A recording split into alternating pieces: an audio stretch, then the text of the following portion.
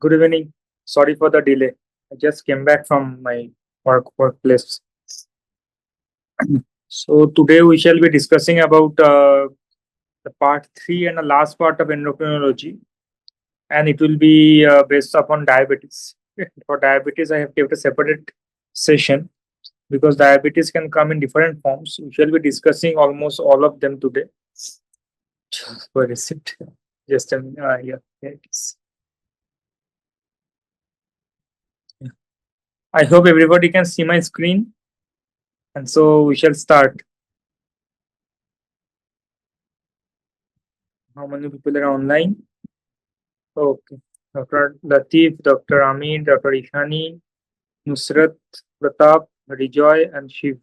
Dr. Shiv.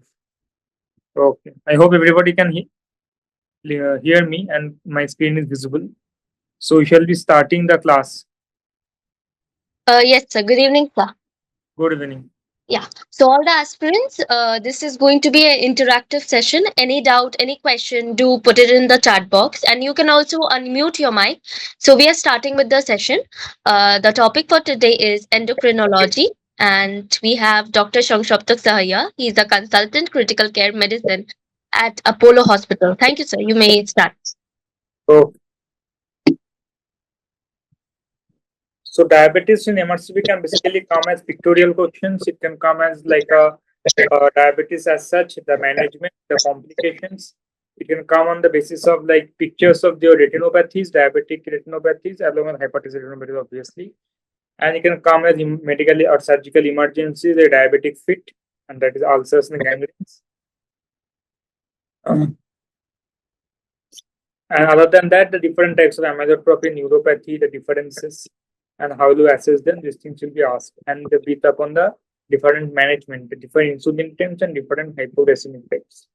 So first, the very basics. What are the pancreatic hormones?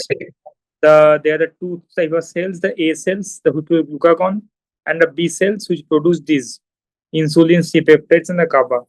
There are also cells like D cells, which produce somatostatin. So the glucose transporters are also basically questions. So they transport glucose actively against the concentration gradient. SGLT1, they are found predominantly in the gut and are responsible for glucose absorption. They are sodium glucose co-transporters. These are the ones which I am marking out. Those are the questions which have already been asked in the exam. Okay. So GLUT1, the GLUT1 and GLUT3, they continuously transport glucose into the cells. So they transport glucose into the cells. They are widely distributed, including the brain, RBCs, endothelial cells. So this one is important when multiple times asked. They are the ones which are expressed in the RBCs, that is mostly expressed in the erythrocytes. GLUT2 are present in pancreatic beta cells. So which are present in the pancreas? It is the GLUT2. So it is present in the pancreas, also present in the hepatocytes. It is a low affinity glucose uptake. So it is a high capacity but a low affinity. So these things are important. High capacity, low affinity. And these will be direct questions. High capacity, low affinity. It facilitates insulin release in the beta cells. So GLUT2, say these are the questions which can be asked in the exam. GLUT1, these are the questions which can be asked in the exam. Widely distributed, mostly in the RBCs.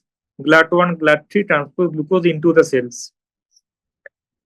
GLUT3 we already discussed. It is like GLUT1. So what is GLUT4? It is the only glucose transporter responsible to circulating insulin levels.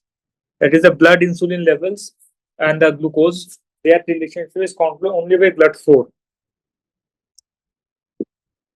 So whenever there is an increase in the plasma glucose concentration,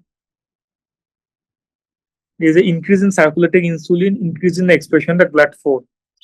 Exogenous insulin in the treatment of diabetes mellitus also results in via the GLUT4 co-transporter. So any insulin in the blood, whether it is the endogenous insulin or the exogenous insulin, will be taken up by GLUT4. Okay. So it is stimulated by exercise and basal level of glucose intake without insulin and insulin control uptake of glucose. So GLUT2 is the one which is present in the pancreas.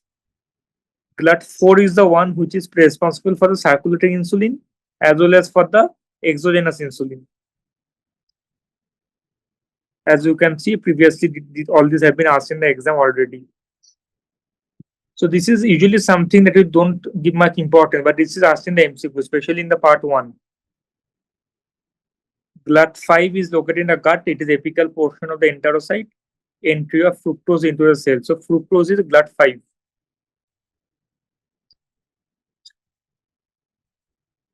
From glycemic index, what are the questions that can be asked?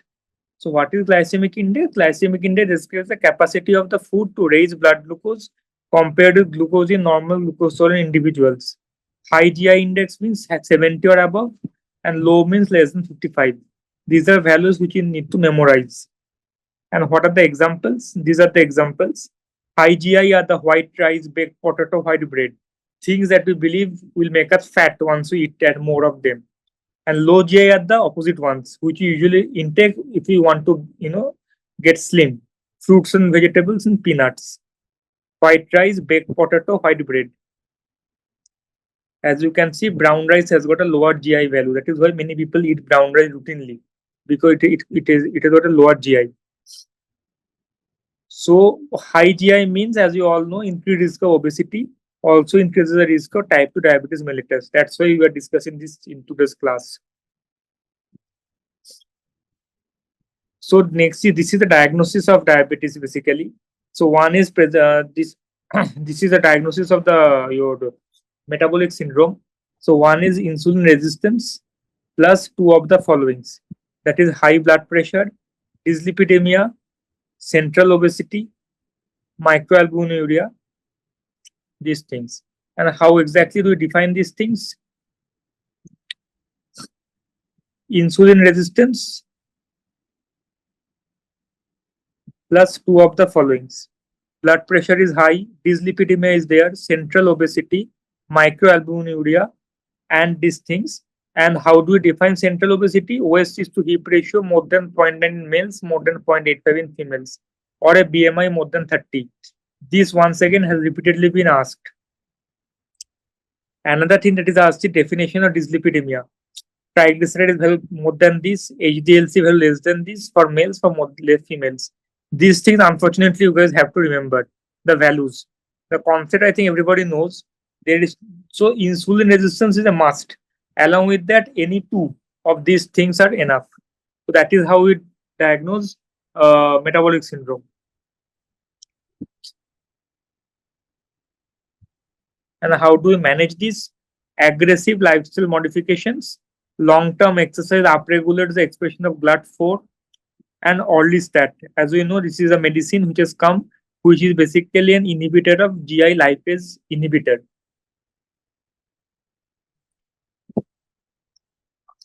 So what is impaired glucose intolerance and what is pre-diabetes?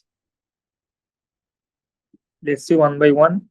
Impaired glucose tolerance means a fasting plasma glucose, that is FG, less than 7. And however, the OGTT, that is the oral glucose tolerance test, 2-hour value greater than or equal to 7.8 millimoles per liter, but less than 11.1. Once again, these values you need to know. So FBG, fasting blood glucose, less than 7, but a OGTT value greater than 7.8, less than 11.1. Greater than 7.8, less than equal to 11.1.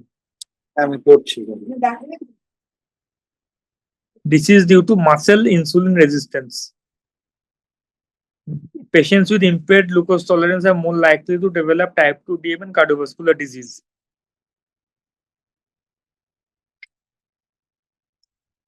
Identification of patients with prediabetes, all adult age 40 and over, especially people are South Asian and Chinese descent of this age group, and with this any of these comorbidities. These patients should be assessed for diabetes or impaired glucose tolerance. Okay.